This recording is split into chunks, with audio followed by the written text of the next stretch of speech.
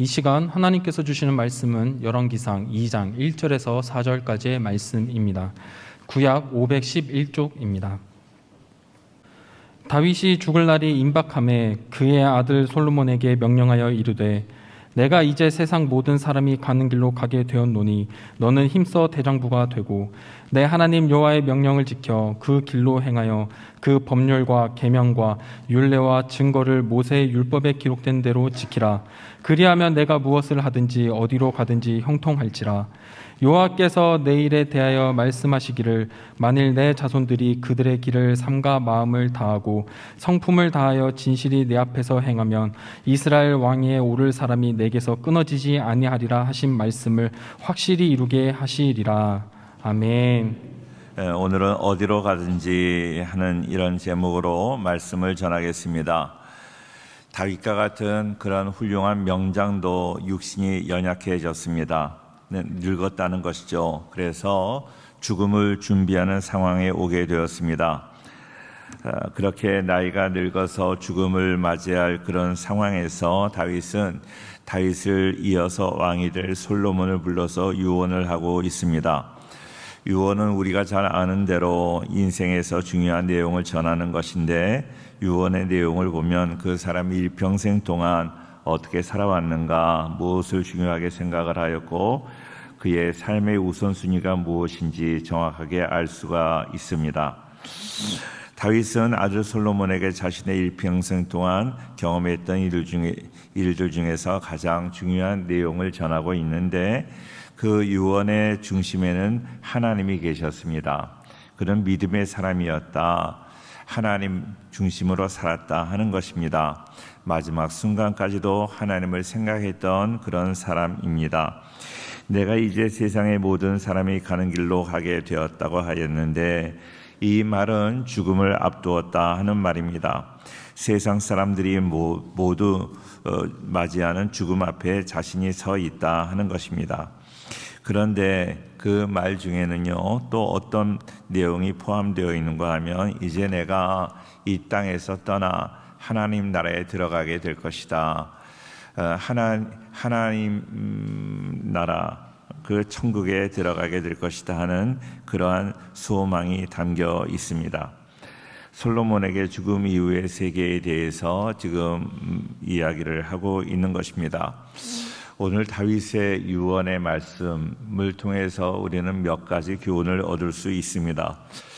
첫째로 죽음은 당연한 것이다. 모든 사람이 가는 길이다. 그렇게 말씀하였어요. 그러니까 우리가 죽음을 그렇게 두려워해서는 안 됩니다. 모든 사람이 가는 길을 가게 되는 것 당연한 것입니다. 자, 1절 말씀을 한 번 더 보겠습니다. 1절 다 같이 시작. 다윗이 죽을 날이 임박함에 아들 솔로몬에게 명령하여 이르되 다윗이 죽을 날이 임박함에 그랬습니다. 자신의 상태를 죽음이 임박한 상태라고 표현하고 있습니다. 일반적으로 많은 사람들은요 죽음을 앞에 두면 공포와 두려움으로 떨게 됩니다. 죽음 이후의 세계에 대해서 전혀 무지하기 때문입니다. 죽음 이후의 세계가 없다고 믿기 때문입니다. 눈에 보이는 이 세상만을 인정하고 죽음 이후에 실존하는 새로운 세계를 부정하는 믿음 없는 사람, 불신자들의 경우는 더 죽음을 두려워하게 되는 것이죠. 그런데 다윗은 인간의 죽음을 결코 존재의 소멸이 아니라 다른 세계로 전입이라는 사실을 확신하고 있었습니다. 그렇기 때문에 다윗은 당당하게 내가 이제 죽을 날이 임박했다고 당당하게 고백할 수 있는 것입니다. 분명히 그가 다가올 죽음 이후의 삶에 대한 확실한 소망이 있었기 때문에 그런 기대를 가지고 말하는 것입니다. 죽음을 두려워하지 않았습니다. 죽음 건너편에 영원한 나라, 더 좋은 나라, 지금 여기보다 더 좋은 나라가 있는데 그 나라에 가는 그런 어떤 과정인데 그것이 왜 두렵겠습니까? 그래서 그는 오히려 이전에 갖지 못했던 평안하고 온화한 마음이 그를 사로잡고 있었습니다. 초대교회 7 집사 중 하나인 스테반 집사님이 순교를 당하면서도 죽음을 두려워하지 않았습니다. 그리고 하나님 우편에 서신 인자를 보노라 그랬어요. 그의 눈이 띄어져서 예수님이 하나님 보좌 우편에 서신 것을 바라보았다는 것입니다. 그러니까 더 담대할 수 있었어요. 죽음을 앞에 두고 그가 그런 많은 어려움을 당했지만 그게 전혀 두렵지 않았습니다. 사랑하는 성도님들, 언제나 하늘나라를 소망하고 죽음을 두려워하지 않는 우리 모두가 될 수 있기를 주의 이름으로 축원합니다. 다윗은 정말로 인간이 유한한 존재이고 나약한 존재임을 알았습니다. 그럼에도 불구하고 어리석은 자들은 스스로 이를 망각합니다. 이 땅에서 영원히 부귀영화를 누리며 살아갈 수 있는 것처럼 그렇게 많은 것을 착각하고 살아갑니다. 그래서 무리하게 부를 축적합니다. 하나님의 실존을 부인하는 어리석음을 범하게 됩니다. 입으로 하나님을 내가 부인해 그렇게 말은 하지 않지만 그의 행동을 보면, 그의 행동이나 예배를 드리는 모습이나 교회에 나오는 그 신앙생활하는 모습을 보면 저 사람은 정말로 믿음이 없어. 믿음을 보면 이렇게 우리가 교회 생활하는 것을 보면 믿음이 있고 없고를 우리가 알 수 있잖아요. 소망이 있는 사람은 그렇게 그냥 형식적인 믿음을 갖지 않습니다. 소망이 없는 사람이에요. 그러니까 눈에 보이는 그런 어떤 물질을 따라가고 그러는 것이죠. 자, 다윗은 이스라엘 왕으로 막강한 권력을 가지고 있었습니다. 엄청난 부를 소유한 사람이었습니다. 자신에게 다가오는 인생의 한계라고 생각이 되는 죽음을 앞에 놓고도 그는 겸손히 죽음을 받아들입니다. 이것이 믿음 있는 자의 그런 모습입니다. 다윗은 자기가 책임을 다하고 살았습니다. 그리고 죽음을 받아들인 것입니다. 어느 누구에게나 책임이 있지요. 다윗에게도 여러 가지 책임이 있었습니다. 이스라엘의 왕으로서의 책임, 자녀들에 대한 책임, 하나님을 믿는 자로서 하나님 앞에서의 책임, 가장으로서의 책임, 많은 책임이 있었는데 어느 하나도 소홀함이 없습니다. 자신에게 주어진 책임을 다한 사람이었습니다. 어떤 사람은 자식들을 잘 돌아보기 위해서 다른 책임을 제대로 못하는 거예요. 우리 성도님들 중에서 그런 모습을 보아요. 우리 자식들 학교에 가고 손주들을 봐야 되고 이런 거 신경 쓰니까 신앙생활 제대로 못하는 거예요. 교회를 못 나오는 거예요. 이것저것 아무것도 못하는 거예요. 내가 부모님을 돌봐야 된다. 그러면서 교회 안 나오는 거예요. 이걸 어떻게 신앙이 있는 사람이라고 말할 수 있고 그게 어떻게 책임을 다하는 사람이라고 말할 수 있어요. 책임을 다하는 사람은 정말로 내가 하나님도 잘 믿고 다른 것도 잘 하는 사람이에요. 사도 바울도 그의 노전에 이르러서 자신의 인생을 돌아보면서 내가 선한 싸움을 싸우고 달려갈 길을 마치고 믿음을 지켰으니 이제후로는 나를 위하여 의의 면류관이 예비되었다고 했습니다.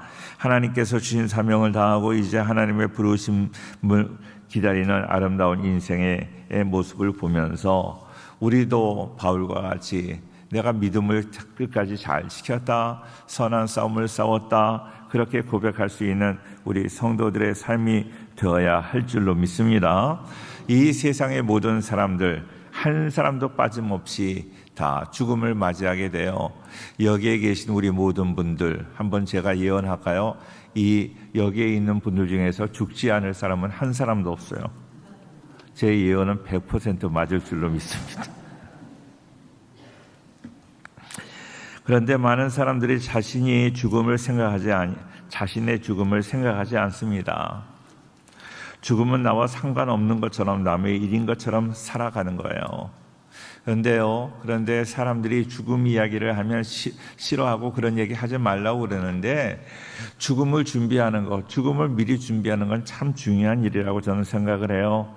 다윗은 그렇게 하나님 마음에 합한 자라고 하나님께 인정받은 사람이었습니다. 그리고 통일왕국을 이룬 위대한 왕이었습니다.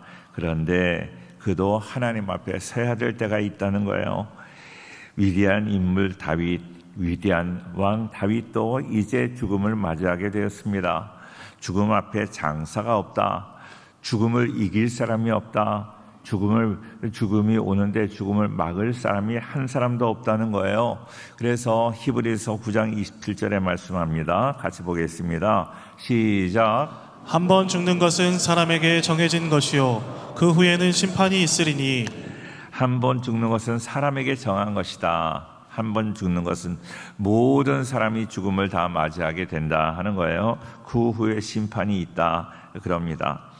죽음의 보편성 그래요. 모든 사람이 다 죽음을 맞이하게 된다.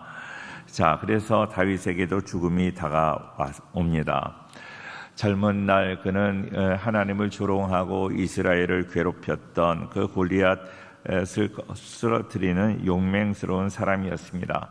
아무리 용맹스럽다 할지라도 자기를 끊임없이 해하려고 하는 사울을 비롯한 대적들을 다 용서하고 감싸준 온유의 사람이었지만, 그래서 하나님 마음에 드는 사람이었지만, 그럼에도 불구하고 그에게 하나님이 사랑하시던 사랑하지 않던 다 죽음을 맞게 된다는 것입니다.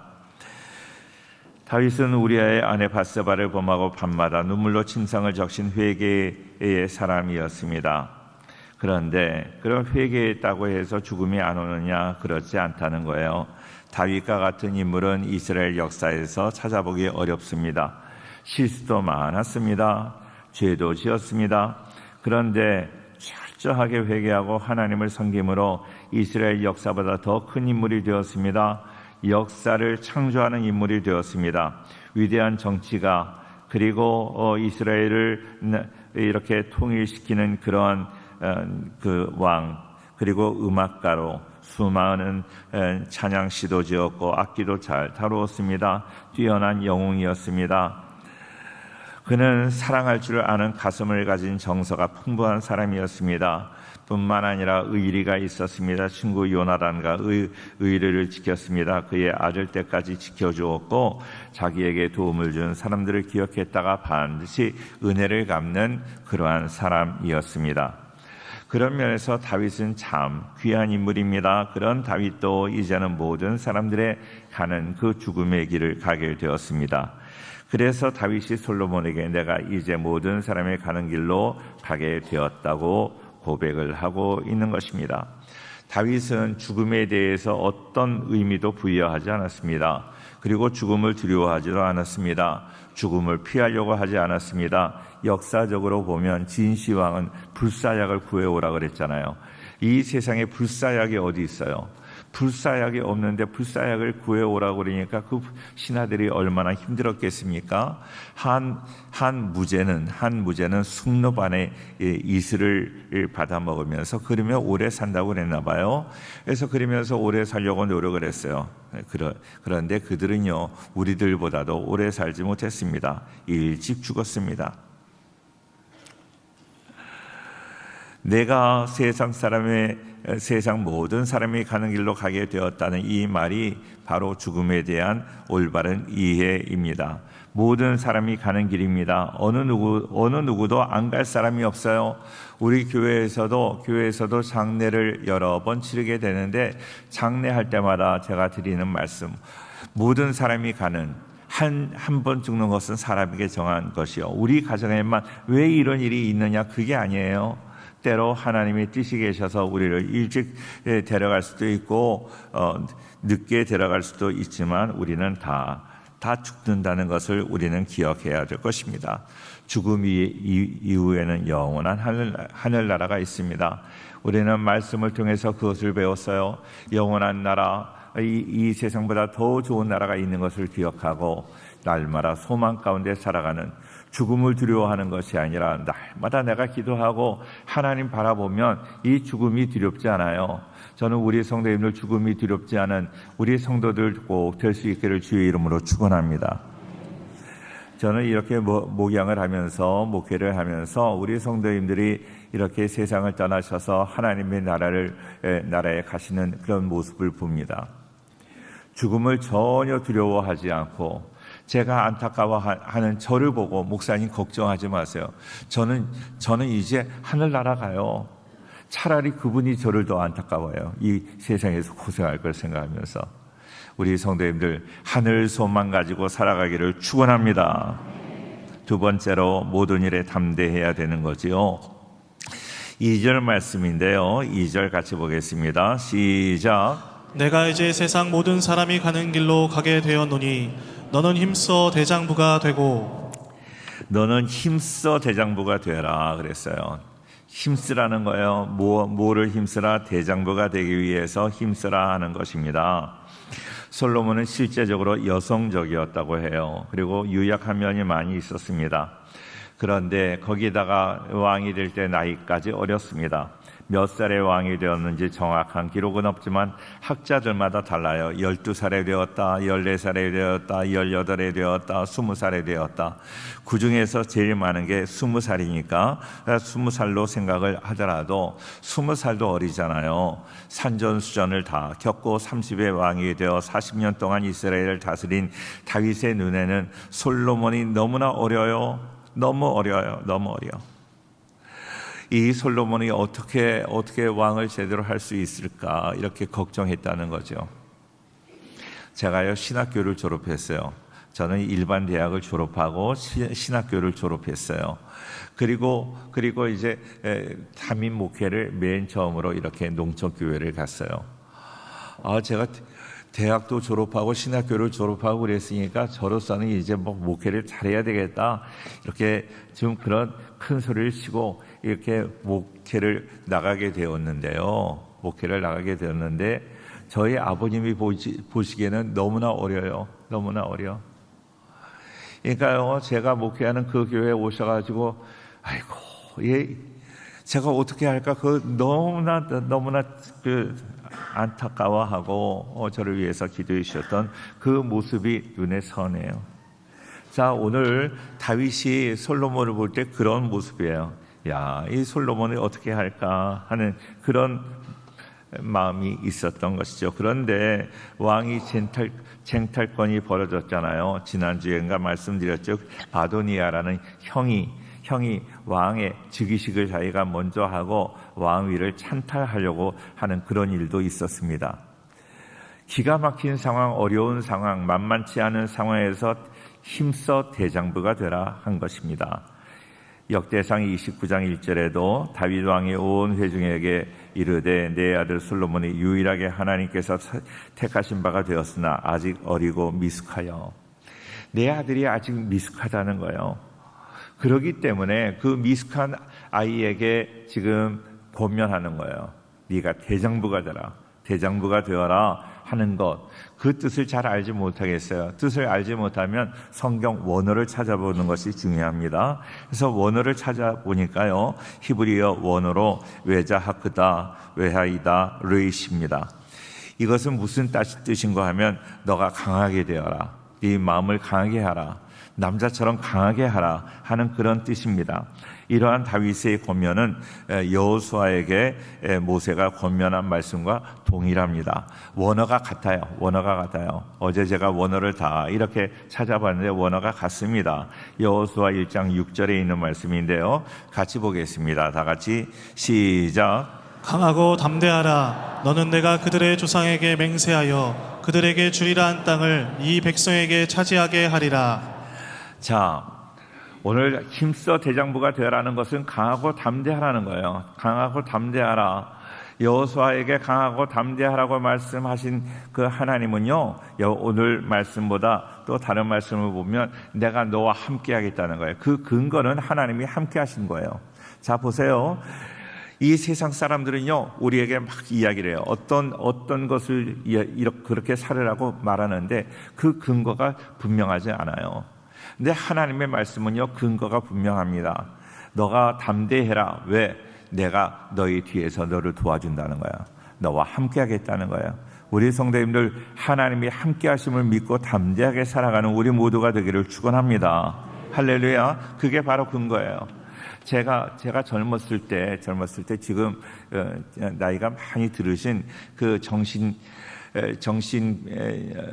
정신과 의사였던 이시영 박사가 있어요. 이시영 박사가 쓴 베스트셀러였던 배짱으로 살아라 하는 책이 있어요. 배짱으로 살아라. 배짱으로 살아야 이 세상을 잘 산다는 거예요. 그 근거는 뭔가 하면 의학적인 근거, 배짱으로 살아야 네가 이 세상을 잘 승리할 수 있고 뭐 그런 의미예요. 그 근거가 너무 약해요.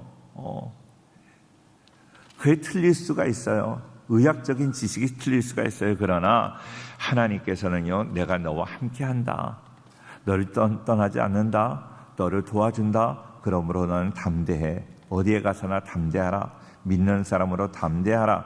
너를 지켜줄 것이다. 우리 성도님들, 이 하나님이 함께 하심을 근거로 해서 하나님은 담대하라고 말씀하시는 거예요. 대장부가 되어라. 대장부처럼 담대하게, 남자처럼 당당하게 그렇게 살아가는 우리 모두가 되기를 주의 이름으로 축원합니다. 할렐루야. 다윗은 어려서 골리앗과 싸울 때 어땠어요? 나는 만군의 주 여호와의 이름으로 나간다. 하나님이 함께 하신다는 거예요. 하나님이 함께 하심으로 나는 두렵지 않다 하는 거예요. 우리 성도님들 꼭 기억할 수 있기를 바라요. 저도 목회할 때 어려울 때 있어요. 두려울 때 있어요. 어떻게 할 때가 있어요. 그런데 기도하면 내가 함께한다 하는 말씀을 주세요. 두려워 말라. 내가 너와 함께함이니라. 놀라지 말라. 나는 네 하나님이 됨이니라. 내가 너를 굳세게 하리라. 참으로 너를 도와주리라. 참으로 나의 의로운 오른손으로 너를 붙들리라. 임마누엘 하나님께서 우리와 함께 하심을 믿고 담대하게 살아가는 우리 모두가 되기를 주의 이름으로 축원합니다. 할렐루야. 세상에는 참된 기쁨이 없어요. 늘 어렵고 힘들어요. 삶이 어렵습니다. 자, 그런데 하나님이 나와 함께 하신다는 것을 믿는 사람은요, 지금 상황이 조금 어렵다 할지라도 하나님이 도와주심으로 나는 승리할 수 있어. 내가 가진 게 별로 없더라도, 내가 배운 게 별로 없더라도 하나님이 함께 하시면 승리하게 되는 거예요. 승리하게 되는 거예요. 할렐루야. 제가 학교에 다닐 때 박정희 대통령이 이 나라를 다스리던 때였어요.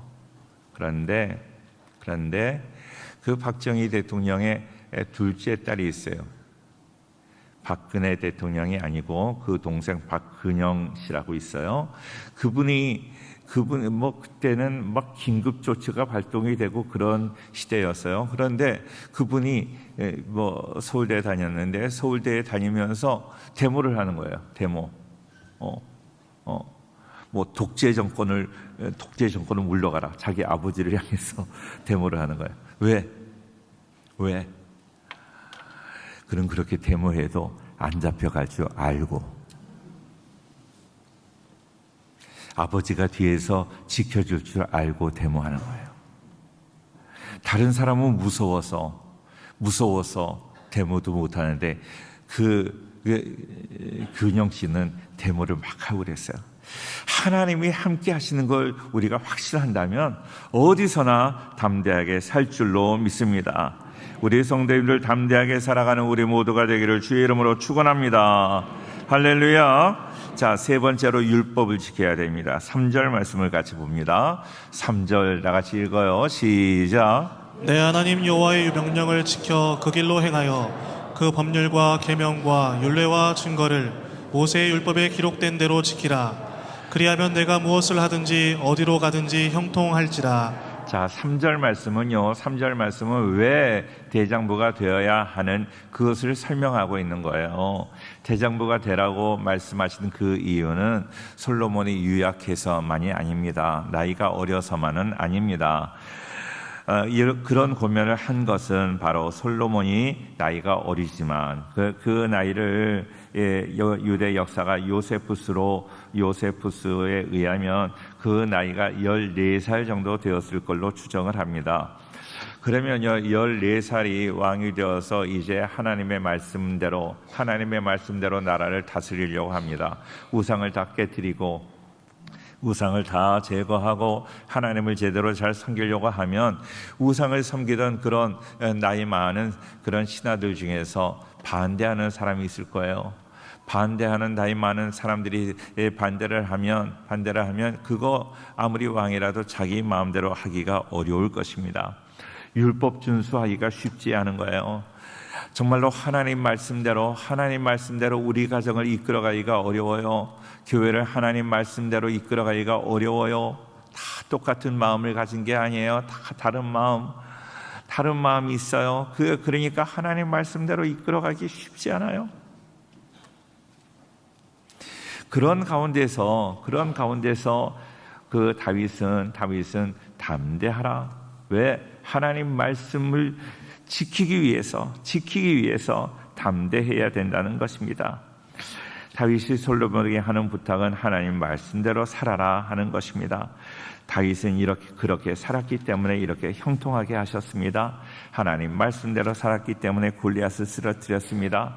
그런데 그렇게 말씀대로 골리앗을 쓰러뜨리는데 방해가 없었나요? 큰형도 방해했고 사울 왕도 그렇게 나가지 말라 갑옷을 입혔고 여러 가지 거침이 있었어요. 그럼에도 불구하고 하나님 말씀대로 살기 위해서 담대하게 살았더니 하나님께서 승리를 허락하여 주신 줄로 믿습니다.